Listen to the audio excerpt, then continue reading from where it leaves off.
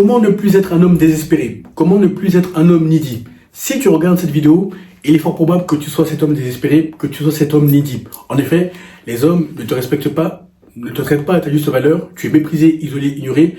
Quant aux femmes, elles te font vivre la misère, tu es invisible devant la plupart d'entre elles, au point où tu as l'impression que le monde est ligué contre toi. Tu as l'impression que le monde conspire contre toi. Alors que non, tu n'as juste pas connaissance de certaines lois universelles, de certaines lois métaphysiques qui changeront ta réalité du tout au tout, littéralement. Tu passeras de cet homme méprisé, isolé, ignoré, à cet homme respectable, respecté, magnétique, charismatique, qui impose le respect sans même ouvrir la bouche, qui suscite les fantasmes les plus fous de toutes les femmes, peu importe la nationalité, peu importe l'origine. Bref. Et là, je te vois venir. Olivier, à quoi ça va me servir de ne plus être un homme désespéré / needy? C'est très simple. Avec moi, tu travailles les piliers suivants. Premier pilier, on travaille ton mindset, à savoir l'image que tu as de toi-même, les pensées que tu entretiens à propos de ta personne, les paroles que tu entretiens à propos de ta personne, sans compter que je rattache cela à la spiritualité et à ta vision du monde, afin que tu sois fermement aligné avec tes aspirations les plus profondes, voire les plus folles pour certains d'entre vous. Deuxième pilier, on travaille ton corps de Dieu grec. En effet, tout homme qui dit s'aimer, tout homme qui dit se respecter, doit impérativement bâtir un corps de Dieu grec. Ainsi, lorsque tu déploieras cette discipline pour le bâtir et pour le maintenir sur une période plutôt longue, eh bien crois-moi, rien ne pourra t'arrêter car tu mobiliseras cette même discipline à tous les niveaux. Or, rien ne peut arrêter un homme discipliné et intentionnel. Troisième pilier, on travaille tes compétences sociales. Comme je te le répète constamment, ce ne sont pas les plus intelligents qui réalisent des choses que peu d'hommes ont faites avant eux ou autour d'eux. Détrompe-toi, bien au contraire. Ce sont ceux qui sont au bon endroit, au bon moment, qui serrent le plus de mains, qui font la bise. Bref, ce sont les hommes qui vont chercher ce que le monde a de plus beau à offrir et qui se vendent férocement lorsque les circonstances l'imposent. Ce ne sont pas les hommes défaitistes qui restent chez eux à broyer du noir pour justifier leur médiocrité. Quatrième pilier, on travaille ton style, ton image, ton apparence. Comme tu le sais, nous vivons dans une économie d'apparence, nous vivons dans une économie d'attention. Or, lorsque tu auras trouvé le style, l'image, l'apparence qui correspondent au message que tu veux véhiculer, crois-moi, les hommes et les femmes te feront des traitements de faveur. En effet, que tu veuilles l'admettre ou non, il y a une réalité pour les perdants et une réalité pour les gagnants. Choisis rigoureusement ton camp, car tes résultats en découleront. Voilà comment on travaille à travers mon contenu gratuit, donc les longs formats. Et voilà comment on travaille via mon contenu court, donc les shorts. Et on va beaucoup plus en profondeur via mes coachings privés, sur mesure, donc payants. Comment ne plus être un homme désespéré / needy? Je te lis les titres au cas où tu ne les vois pas au tableau. 1. L'univers est abondant en ressources. Entre parenthèses, proposition économiste refusée. Je vais te raconter une petite anecdote. 2. Plus tu es détaché, plus tu attires ce que tu veux. 3. Plus tu as conscience de ta valeur, plus les gens te respectent. 4. L'univers, le monde est un miroir. Tu as un problème. En 2025, 2026, 2027, tu es cet homme désespéré / needy. Et quel que soit ton statut social, tu peux même être dans un cabinet ministériel, conseiller spécial, conseiller économique ou que sais-je. Tu peux même être diplomate, tu peux même être directeur d'un fonds d'investissement ou salarié. Bref, quelle que soit ta position sociale, certes, tu es parvenu par ton parcours universitaire, les grandes écoles, etc. Mais tu restes quand même un needy, un homme désespéré devant les hommes ou devant les femmes. Et nous allons pallier cela. Premier point, l'univers est abondant en ressources. Garde à l'esprit que nous sommes à peu près 8 milliards sur Terre. Oui, c'est ça, nous sommes à peu près 8 milliards sur Terre. Il y a énormément de femmes, il y a énormément d'argent, il y a énormément d'opportunités. Bref, l'univers a pléthore de ressources à te donner lorsque tu arrives à te connecter via ton énergie, ta vibration, ta fréquence, et surtout lorsque tu as un mindset d'homme abondant, justement. Autrement dit, lorsque tu passes du paradigme du survivant au paradigme de l'intellect, et surtout pour rester dans le paradigme du spirituel. Il faut que tu arrêtes de croire que ces femmes que tu vois, ou cette femme que tu vois, qui te semble si belle, qui te semble si angélique, qui te semble si spéciale, qui te semble irremplaçable, arrête de croire que c'est une réalité. Justement, ce sont des conneries. Il y a autant de femmes belles, il y a autant de femmes aussi qualitatives. Bref, il faut que tu changes de mindset, à savoir passer du paradigme du survivant à passer à celui de l'intellect et du spirituel, auquel je fais beaucoup référence. Tu regarderas les anciennes vidéos. Une fois que tu pars de ce postulat, que tu sais que l'univers est abondant, et surtout par tes pensées, tes émotions, tes actions, tu es aligné avec cette abondance justement, et que mentalement tu te comportes comme cet homme abondant, eh bien crois-moi, ce n'est qu'une question de temps, voire de jours, ou de semaines, ou de mois ou plus, pour que socialement, l'univers, les gens commencent à te traiter avec le respect que tu mérites d'avoir. Là, j'ai mis proposition économiste refusée pour te dire comment ce principe s'applique concrètement. Il y a quelques jours, mon mentor il m'a présenté un économiste. Qu'est-ce qu'il fait cet économiste? C'est-à-dire qu'il fait de la restructuration, de la structuration de dette au niveau des États africains. Donc c'est un économiste pur et dur. Lui conseille directement les chefs d'État ou leur cabinet. Et lorsque je le rencontre, nous échangeons de tout et de rien. C'est là où je te parle souvent des compétences sociales, c'est du concret. Donc nous échangeons de tout et de rien. Et il sait que je suis juriste, etc. Du moins, je lui en ai fait part au cours de notre échange, riche en leçons et riche en perspectives, disons. Et il me dit, écoute, jeune homme, parce que c'est un vieux monsieur, on peut dire, il a 70 ans. Il me dit, écoute, jeune homme, moi, j'ai besoin d'un profil comme toi. C'est-à-dire que tu es juriste, je veux que tu sois, comme tu vois, parce qu'en fait, on était dans ces bureaux. Ils sont, si tu es à Paris, tu connaîtras. Ils sont dans le 17e à Pont-Cardinet, de mémoire, c'est ça, oui. 17e Pont-Cardinet. Donc, il me dit, jeune homme, comme tu vois, l'activité est prospère et tous mes collaborateurs là, mais moi, j'aimerais que tu prennes un des pôles, surtout l'un des pôles juridiques. Tu prennes la tête, parce que j'aime bien ta manière de voir le monde. T'es fonceur, un chouïa radical, mais bon, c'est pas grave, on peut travailler dessus. Mais bref, tu sais ce que tu veux.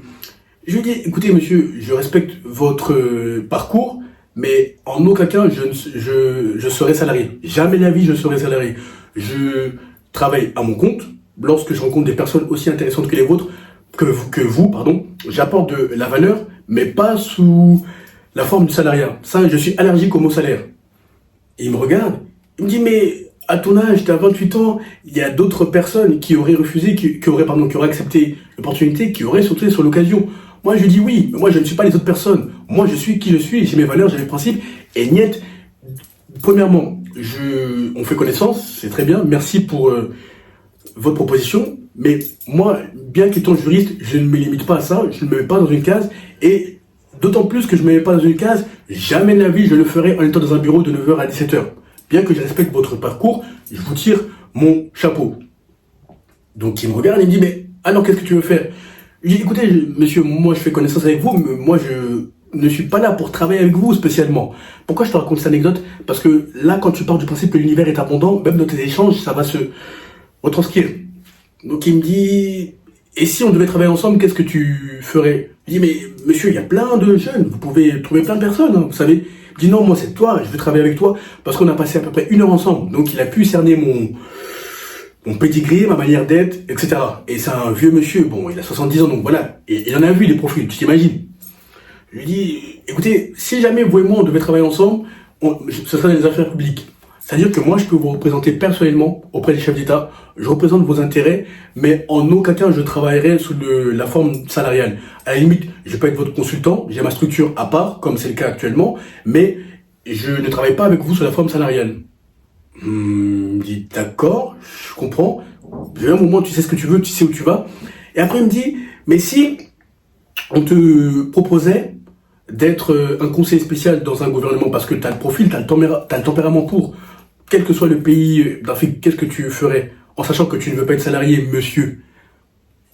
Je lui ai dit, écoutez, monsieur, tant que ça ne contrevient pas à ma liberté géographique, à ma liberté physique, et surtout à ma liberté spirituelle, je peux le faire.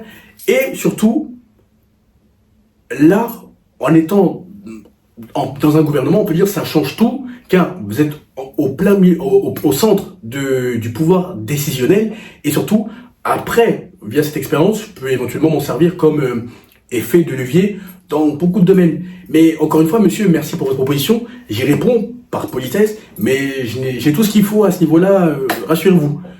Donc il me dit, ok, intéressant. Mais en tout cas, pense-y, songe-y, parce que moi, j'aimerais avoir un profil comme toi dans ma structure. Je lui dis, dernier point, monsieur, jamais en tant que salarié, en tant que consultant, à la limite, je peux faire mes prestations, je vous les facture, mais ça s'arrête là. Je suis allergique au salariat et au salaire. Dis, ok, je comprends, mais pense-y. Bref, pourquoi je te raconte cette anecdote? Je me suis attardé, parce que lui, il s'est dit, oh bon, un jeune homme, je pourrais l'amadouer en lui donnant une petite carotte que je tire, il va venir, avec tout le respect que j'ai pour lui, avec tout le respect qu'il a pour moi. Mais c'est pour te dire que l'univers est abondant en ressources. Lorsque tu as conscience de ce principe et que non seulement tu ne t'arrêtes pas à ce principe dans ta tête, mais que tu travailles sur toi pour être un homme de valeur, ne serait-ce que intellectuellement, mentalement, crois-moi, peu importe le statut de ces hommes, ils te traiteront à ta juste valeur. Et ça, c'est un monsieur, honnêtement, il a tout pour lui. Non seulement on s'est vu dans ses bureaux, c'est au Pont Cardinet dans le 17e. Après, il m'a amené chez lui. Il vit, si t'es à Paris, tu connaîtras tout ce que je suis en train de dire. Il vit à l'avenue Victor Hugo, dans le 16e arrondissement, c'est ça. Donc on s'est vu une deuxième fois. Donc il m'a amené chez lui, il m'a encore refait la proposition, j'ai refusé. Mais là, tu vas me dire, mais Olivier, qu'est-ce que ça a à voir avec le fait d'être abondant? Mais c'est simple. Comme il a vu que j'étais très détaché et que j'avais tout ce qu'il me faut, j'ai tout ce qu'il me faut, mais il a fait du rentre-dedans, mais quand tu es auto-satisfait par le produit de ton travail, par la valeur que tu as toi-même, crois-moi, les gens te traitent différemment. Et là, tu vas me dire encore, mais Olivier, si tu as décliné sa proposition, qu'est-ce que vous faites ensemble? Mais c'est très simple. J'ai un mentor, j'ai un mentor et c'est notre relation en commun. Nous avons la même relation en commun. C'est mon mentor en finance spiritualité qui me l'a présenté. Donc, quand je l'accompagne dans ses rendez-vous, il se trouve que ce monsieur était là et il a accroché et voulait que je travaille plus sur la forme salariale, sur la forme salariée. Tout sauf ça, j'ai dit niet. Bref, tout ça pour te dire que l'univers est abondant. Et j'ai pris l'exemple de ce monsieur, mais ça s'applique également avec les femmes. Tu peux répliquer le même esprit, le même raisonnement aux femmes. Quand tu as tes principes, tes critères, tes standards auxquels tu ne déroges jamais, crois-moi, elles le verront et elles t'apprécieront et te respecteront d'autant plus car tu es un homme rare. En 2025, 2026, 2027, les hommes n'ont pas de critères, les hommes n'ont pas de standards. Tant qu'une femme a des cheveux et un corps, ils foncent la tête baissée. Bref, toi tu es un élitiste, tu es un leader. Et des critères pour la vie, que ce soit devant les hommes, quel que soit leur statut, et des critères devant les femmes, toi-même tu verras. 2. Plus tu es détaché, plus tu attires ce que tu veux. C'est très simple. N'as-tu pas constaté, si tu as une activité en ligne, donc un business en ligne, ou une activité physique, donc un business physique, ou encore si tu es salarié, que lorsque tu cours après une chose, eh bien, elle te fuit d'autant plus. A contrario, lorsque tu es détaché à l'encontre de cette chose, eh bien, c'est là où elle se présente à toi, elle toque à ta porte. C'est-à-dire que ce soit avec les femmes, que ce soit avec les clients, que ce soit avec les amis, il faut que tu sois totalement détaché. Et pour être détaché, ça passe par être suffisant, par l'autosuffisance.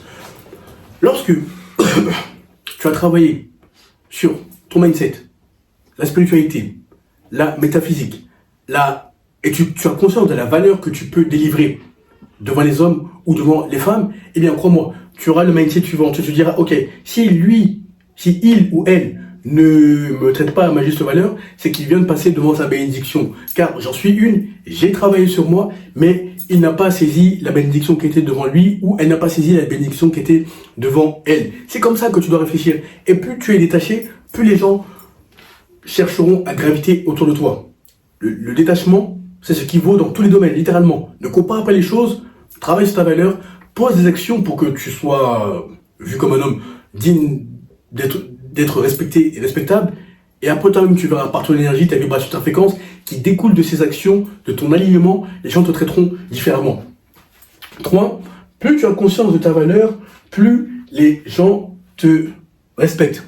Ça fait référence au deuxième point et au premier point. Il faut que tu ériges des critères, des principes, des standards sur lesquels plutôt tu ne reviens jamais. Et je t'assure que lorsque tu les exposes de la même manière que je les ai exposés à cet homme-là, eh bien, les hommes et les femmes te traiteront avec beaucoup plus de déférence, avec beaucoup plus de respect, au point où ils feront du rentre-dedans pour que tu puisses être dans leur cercle, ou du moins pour qu'ils puissent graviter dans le tien. Donc il faut que tu aies conscience de ta valeur. Or, pour avoir conscience de ta valeur, il faut que tu respectes la parole que tu donnes à l'homme que tu vois dans le miroir. Le fait d'avoir une routine journalière, mensuelle, annuelle. Le fait de tenir les promesses à l'homme que tu vois dans le miroir. Le fait de faire tout ce que tu t'es dit de manière journalière, mensuelle, annuelle, crois-moi, ça bâtit ta fierté, ça bâtit ton amour propre, ça bâtit l'estime que tu as de toi-même et ça se voit dans l'énergie, la vibration, la fréquence qui émane de toi lorsque tu es en public. Fais le constat. À partir de maintenant, quels que soient les lieux publics que tu fréquentes constamment, tu constateras qu'il y a beaucoup d'hommes, lorsque tu les vois, ils portent le fardeau de la vie, ils ont les yeux dénués de vie, dépourvus de vie, bref, ils se comportent comme s'ils vont mourir demain. C'est-à-dire qu'il n'y a pas de vie, il n'y a pas de vigueur, il n'y a pas de feu, il n'y a pas de caractère, quoi. Et ça, c'est parce qu'il y a un manque d'alignement et surtout, ils n'ont pas conscience de leur valeur. Donc, par conséquent, les gens ne les respectent pas. Et je décris ces hommes, mais il est fort probable que ce soit ton cas si tu regardes cette vidéo. Néanmoins, ce n'est pas irrémédiable, ce n'est pas irréversible, tu peux toujours changer cela. Donc, il faut que tu aies conscience de ta valeur pour que les gens te respectent. Littéralement, moi, je ne suis entouré que de gagnants. Mes mentors, mes amis, que ce soit la diplomatie, le business en ligne ou le business physique. Attention, ce n'est pas parce que tu es salarié que tu n'es pas un gagnant. Mais je veux dire, c'est dans le mindset que ça requiert pour arriver à de telles positions et surtout pour y rester. Et pourquoi je suis entouré uniquement de gagnants? Car cela est le résultat de l'alignement auquel je fais souvent référence, des principes, des critères, des standards que j'ai érigés pour ma personne, pour les femmes, pour les hommes qui sont dans mon entourage. Ainsi, automatiquement, les gagnants reconnaissent les gagnants. Lorsque tu arrives en public, crois-moi, vous vous reconnaissez, même sans dire un mot, par la manière de se tenir, par la manière de regarder, par tout un tas d'éléments verbaux et non verbaux, automatiquement, on sait détecter, non, là c'est un gagnant, il faut impérativement que je rentre dans ce cercle, ou du moins qu'il rentre dans le mien. Mais il faut que tu aies conscience de ta valeur pour que les hommes et les femmes te respectent, quel que soit leur statut, quelle que soit leur nationalité, quelle que soit leur origine. 4. L'univers, le monde est un miroir. Si tu passes ton temps à t'auto-saboter, je suis un con, je n'y arriverai pas, bref, si tu permets à tes pensées limitantes de t'emprisonner et de t'empoisonner, malheureusement, eh bien, les hommes et les femmes, ou l'univers, ou le monde, eh bien, te reflèteront littéralement. Toutes tes pensées limitantes seront reflétées fidèlement. Au point où tu te diras, mais comment ça se fait que chaque jour, chaque semaine, chaque mois, chaque année, j'ai l'impression de stagner, je n'avance pas, et surtout, j'ai l'impression que les gens se servent de moi, ils se servent de moi comme un marchepied, ils me voient comme une serpillière et ils me traitent de cette façon. C'est parce que l'univers, le monde est un miroir. Lorsque tu comprendras que l'univers est abondant en ressources, que ce soit les hommes, que ce soit les femmes, que ce soit l'argent, que ce soit les opportunités, lorsque tu comprendras que plus tu es détaché, plus tu attires ce que tu veux, lorsque tu comprendras que plus tu as conscience de ta valeur et plus les gens te respectent, et plus, heureusement, l'univers te donnera des circonstances qui sont fidèles, qui reflètent ton système de pensée, qui reflètent tes paradigmes. C'est pour ça que je dis que le monde est un miroir. Donc, il faut, encore une fois, je le répète, mais il faut le marteler pour que tu aies des résultats phénoménaux. Il faut qu'il y ait un alignement, émotion, pensée, conviction, action, avec les résultats escomptés. Littéralement, il faut qu'il y ait un alignement, il faut qu'il y ait des actions féroces, journalières, mensuelles, annuelles. Quand je parle d'action, ça peut être le fait de bâtir ton corps, ça peut être le fait de te bâtir intellectuellement, ça peut être le fait de changer de statut, quel que soit ton âge, quel que soit ce que tu as déjà réalisé ou ce que tu aspires à réaliser, comme je te le répète, parce que vous êtes une palette large au niveau de l'âge dans l'audience. Mon âge 28 ans, un peu plus jeune 25 ans, un peu plus âgé la trentaine, voire beaucoup plus âgé la quarantaine, la cinquantaine, bref, vous êtes cette tranche d'âge dans l'audience et vous êtes de statuts divers et variés. Politique, diplomatie, artiste, salariat, etc. Bref. Donc, quel que soit ce que tu as déjà réalisé ou ce que tu aspires à réaliser, il faut que tu appliques férocement ces 4 points et tu verras que l'univers, le monde est un miroir. Il te donnera fidèlement ton système de pensée, tes valeurs. Donc les hommes et les femmes te respecteront. Les hommes chercheront à graviter autour de toi, voudront que tu entres dans leur cercle, et les femmes t'avoueront leurs fantasmes les plus fous. Au point où tu te diras, mais attends, c'est un rêve ou quoi? J'ai l'impression de vivre un paradis sur terre. Non, tu as juste appliqué ces 4 Principe, férocement, tu as obtenu des résultats phénoménaux. Je ne te mens pas du rêve. Ceux d'entre vous qui appliquez gratuitement et ceux d'entre vous qui passent à l'action, vous savez de quoi je parle. Et tu seras le prochain. Applique férocement le contenu, obtiens des résultats phénoménaux. Et lorsque tu es prêt à passer à la vitesse et au niveau supérieur, tu m'envoies le message pouvoir sur Instagram. Je verrai si tu es qualifié pour l'un de mes programmes et surtout si tu es prêt à investir sur toi. Bonne réussite. À très vite.